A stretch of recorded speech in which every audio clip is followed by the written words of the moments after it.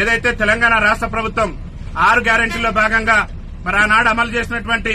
ఆర్టీసీలో మహిళలకు ఉచిత ప్రయాణం ఏదైతే ఉందో ఆ ఉచిత ప్రయాణం కారణంగా ఈ తెలంగాణ రాష్ట్రంలో ఉన్నటువంటి 30 లక్షల మంది వికలాంగులు ఆర్టీసీ బస్సు ఎక్కాలంటేనే భయపడేటటువంటి పరిస్థితి ఈ రోజు దాపరించింది. ఇవాళ మహిళలు వచ్చి మాకు వికలాంగులకు ఉన్నటువంటి సీట్లలో కూడా ఆధిపత్యం చెలాయిస్తూ వికలాంగుల సీట్లలో కూడా వారు కూర్చోవడం వల్ల వికలాంగులు చాలా తీవ్రమైనటువంటి ఇబ్బందులు ఎదుర్కొనేటటువంటి పరిస్థితి ఉంది. కాబట్టి తెలంగాణ రాష్ట్ర ముఖ్యమంత్రి రేవంత్ రెడ్డి గారిని అదేవిధంగా తెలంగాణ రాష్ట్ర మంత్రి మరి పొన్నం ప్రభాకర్ గారు రవాణా శాఖ మంత్రిగా ఉన్నారు కాబట్టి తక్షణమే బాధ్యత తీసుకుని వికలాంగులకు గతంలో ఉన్నటువంటి ఒక సీటుకు మరో 2 అదనపు సీట్లు కేటాయించి వికలాంగుల సీట్లలో వికలాంగులే కూర్చునే విధంగా రాష్ట్ర ప్రభుత్వం వెంటనే చర్యలు తీసుకోవాలని చెప్పేసి కూడా భారత వికలాంగుల హక్కుల పరిరక్షణ సమితి ఆధ్వర్యంలో ఈ రోజు వరంగల్ జిల్లా వర్ధనపేట ఆర్టీసీ బస్టాండ్ లో మేము చీరలు కట్టుకుని రాష్ట్ర ముఖ్యమంత్రి గారు కనువిప్పగలగాలి, వికలాంగుల పరిస్థితి ఆర్టీసీ బస్సులు ఎంత దయనీయంగా తయారైందనేది రాష్ట్ర ముఖ్యమంత్రి గారు కనువిప్పగలగాలని చెప్పేసి ఇలా చీరలు కట్టుకుని మా వికలాంగుల సమాజం ఇలా నిరసన వ్యక్తం చేస్తుంది. ఈ నిరసనతోనైనా రాష్ట్ర మంత్రి గారికి రాష్ట్ర ముఖ్యమంత్రి గారికి కనువిప్పగలిగి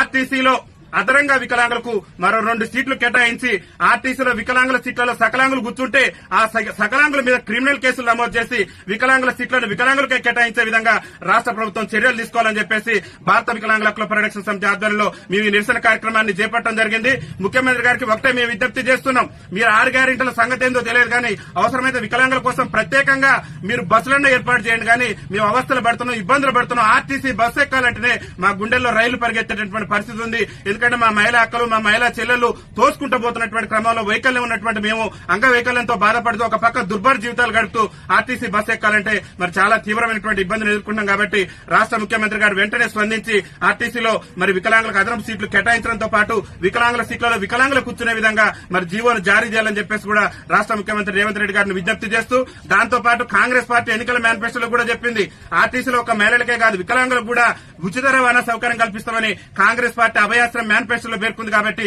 తక్షణమే ఆర్టీసీలో వికలాంగులకు 100% రాయితీతోనే ఉచిత రవాణా సౌకర్యం కూడా కల్పించాలని చెప్పేసి కూడా భారత వికలాంగుల హక్కుల పరిరక్షణ సమితి తెలంగాణ రాష్ట్ర కమిటీ పక్షాన మేము విజ్ఞప్తి చేస్తూ ఈ రోజు ఈ నిరసన కార్యక్రమాన్ని చేపట్టడం జరిగిందని చెప్పేసి తెలియజేస్తూ వికలాంగుల ఐక్యత.